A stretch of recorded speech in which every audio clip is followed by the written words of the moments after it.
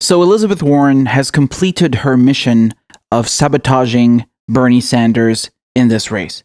What she effectively did tonight was deny Bernie Sanders not only delegates, but also flat out wins in many states. Not only did she emerge herself with no victories whatsoever, even in her own state, she came third place in Massachusetts. Not only that, but she screwed over Bernie Sanders and also helped Joe Biden. He is effectively now leading in number of delegates. That might change when the final count comes in from California. However, it is not looking good for Bernie Sanders. There are a number of states that Bernie Sanders could have most likely won had she dropped out and offered her support. In many of these examples, Bernie Sanders lost to Joe Biden by just a few percentage points. Take a look at Texas, for example. Joe Biden beat Bernie Sanders only by 3.6%. Elizabeth Warren had 11.6% of the vote. She emerged with no delegates because she didn't even reach viability. However, if that 11.6% had gone to Bernie Sanders, he would have clearly overlapped Joe Biden and jumped to first place. Let's assume the worst case scenario. Let's say that she endorsed Bernie Sanders and not the entire 11.6% went to Bernie. Let's say just half of it, 6%. Bernie would have still beaten Biden and come in first place. And this is not just in Texas. Another very close race in Maine. Biden beat Bernie by only 0.8%. Elizabeth Warren reached viability with 16%. That 16%, even if you took half of it or a third of it, given to Bernie Sanders, he would have easily beaten Joe Biden. In her home state of Massachusetts, she comes in at 21.2%. Even just half of her vote given to Bernie Sanders would have also beaten Joe Biden. The same can also be said for Minnesota and Oklahoma. Elizabeth Warren hasn't won a single state until now. She hasn't even come in second place in a single state.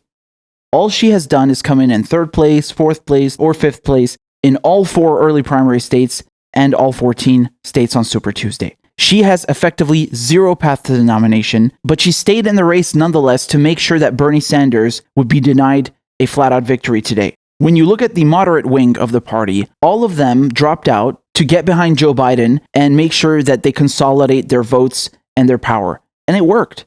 But if Elizabeth Warren had done the same, claiming that she is a progressive, if she had dropped out and endorsed Bernie Sanders and offered her support to him and her delegates, Bernie Sanders would have not lost so bad today on Super Tuesday. It is really telling and quite unfortunate that the moderate centrist wing of the party are able to coalesce and get behind each other, but Elizabeth Warren, who again claims to be just like Bernie Sanders and touts herself as a progressive, wasn't able to put her ego aside and rally behind him in order to make sure that progressives win. It is very clear that she has no interest in progressive policies, in getting Medicare for all passed, or a $15 minimum wage, or action on climate change. Had Bernie Sanders been in her position, people would have been screaming for him to drop out, and he probably would have done so for the sake of the progressive movement, because he's an actual believer in the message.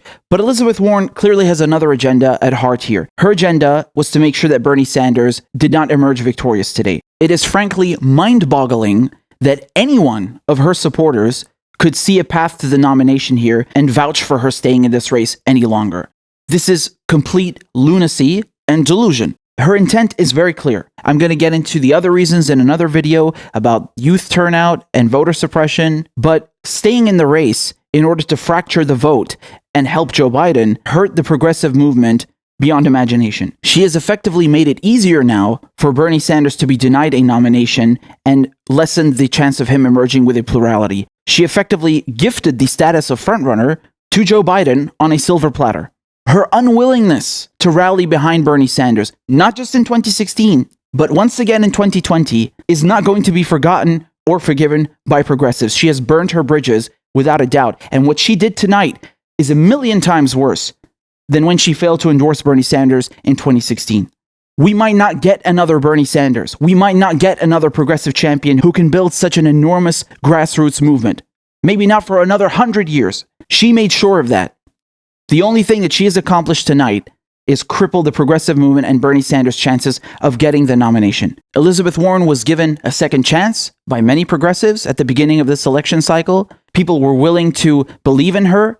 People had hoped maybe even a Bernie Warren ticket, but she consistently, repeatedly proves that she cannot be trusted. She reverses her positions. She goes on the offense, making false claims of sexism against Bernie Sanders. And tonight, she stuck the knife in Bernie and twisted it, making sure to deny him a path to the nomination. What she has done will never be forgotten.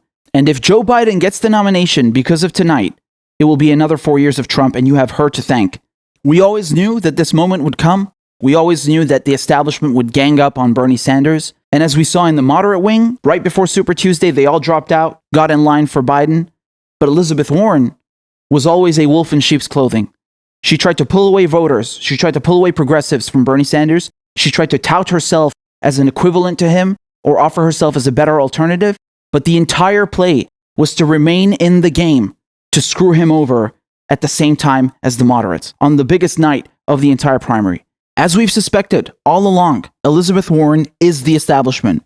She represents corporations, she represents the elites, she represents the status quo. The only reason that she is running in this race is to stop Bernie Sanders and do the bidding of the corporations and the 1% who consider Sanders an existential threat. Now, Donald Trump might be concern trolling here, but what he posted is exactly the truth. The Democrat establishment came together and crushed Bernie Sanders again. Even the fact that Elizabeth Warren stayed in the race was devastating to Bernie and allowed Sleepy Joe to unthinkably win Massachusetts. It was a perfect storm with many good states remaining for Joe. So selfish for Elizabeth Warren to stay in the race. She has zero chance of even coming close to winning, but hurts Bernie badly. So much for their wonderful liberal friendship. Will he ever speak to her again? She cost him Massachusetts and came in third. He shouldn't. Now, I'm not saying everything is lost. I'm not saying that it's over. Bernie Sanders could still emerge with a plurality. But what she did tonight has severely, severely impacted Bernie Sanders' chances. Make no mistake. And I reiterate, there are other factors too that I will get into in another video. But she has played a significant role tonight. And this cannot be understated. If any of her supporters really want Medicare for all, if they really want free college, if they really want to tax the wealthy, if they really want systemic reform, you are not going to get it from Elizabeth Warren. She has no path to the nomination, and she has proved that she is a deceitful, malicious actor. The only person that will get you those things is Bernard Sanders. This has been clear from the beginning. We tried to warn you. We told you that it's only him, it's Bernie or bust. And now you see exactly why. A vote for Elizabeth Warren or for Joe Biden is a vote for Donald Trump. Make no mistake.